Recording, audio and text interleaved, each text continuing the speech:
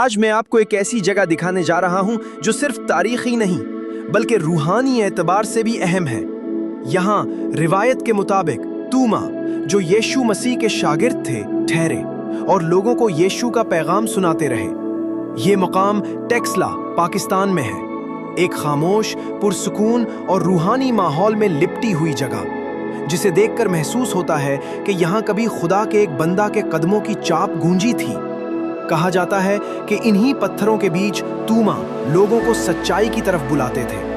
وہ کہتے تھے، سچائی کسی رسم و رواج میں نہیں، سچائی مسیح میں ہے۔ اور آج میں خود اسی جگہ پر کھڑا ہوں۔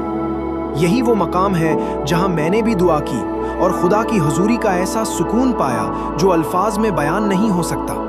ایسا لگتا ہے جیسے صدیوں پرانی دعائیں اب بھی یہاں فضا میں گونج رہی ہوں۔ یہ پہاڑیاں، یہ پتھر، یہ نسیم اب بھی اس پیغام کی گواہی دیتے ہیں جو 2000 سال پہلے یہاں سنایا گیا تھا۔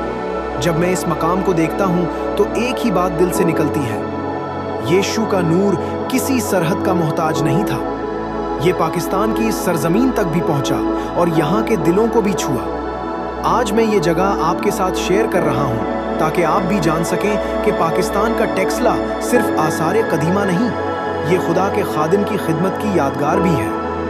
آپ کے دل میں اس جگہ کو دیکھ کر کیا احساس پیدا ہوا؟ اپنا تصور، اپنی فیلنگ نیچے کمنٹ میں ضرور لکھیں۔